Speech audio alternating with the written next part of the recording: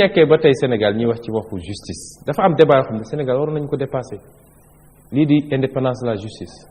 waroon nañu ko dépassé bu yàgg li muy wane rek mooy Macky Sall différence wala wute gi am diggante kàddoom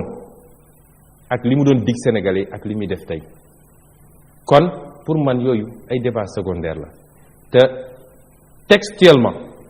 ñetti fan yi nga xam ne wala ñaar ba ñett yi nga xam ne mooy problème mu indépendance de la justice ñu naan président de la République warul jiite au conseil de la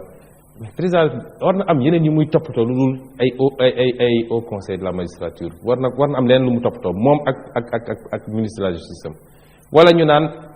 amovibilité wala inamovibilité des magistrats gis nga question yi man pour man nekk fi di ci wax sax dafa wane rek ni Sénégal dañoo def recul bu extraordinaire l'exécutif ku ko yàlla dénk sénégalais yaakaar la ci lu bëree bëri war nga am yeneen yooyu toppatoo lu dul téye waaye nag su dee yaakaaroo ci bilan jubaloo yaakaaroo lu dul jël tous les instruments de l'État yemul ci justice administration bi tey ñu ngi koy utiliser à des fins strictement politiciennes diplomatie bi même chose renseignements généraux yi jël renseignements généraux yëpp naan leen seet leen Sonko bis bu ne nga ne ci lool ca booba jamono ña ngay sàcc suñu doom yi fii di leen assassiner di leen violer nga waroon jël les moyens de l'État jëmale ko ci loolu waaye ñàkk fayda ñàkk fulla boo xam ne naan da ngay traquer ay adversaires politiques su dee yow yaakaaroo ci programme yaakaaroo ci réalisation naka laay def ba utiliser ci justice pour casser des adversaires politiques parce que lii ñuy wax ni yëpp pourquoi les gens disent que les dossiers sont politiques mais c'est des dossiers politiques c'est des dossiers politiques parce que tey su dul woon dossier politique directeur de poste bi ñuy wax Siré Dia waruloo nekk fii en liberté parce que li mu def poste moom xam na ko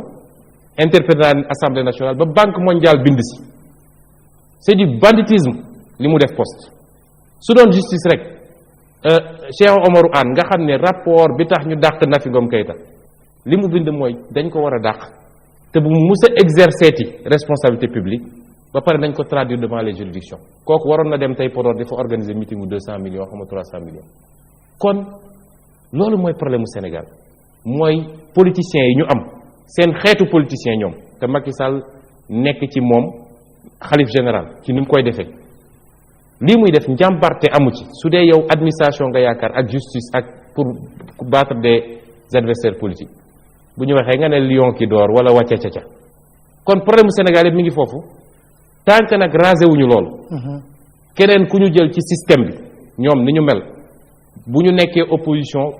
digee lu ne bu ma ñëwee dinaa def lii ci justice bu ma ñëwee dinaa def lii ci administration bu ñu toogee la ñu nàmpoon la ñuy tariwaat rek kenn mënu ci dara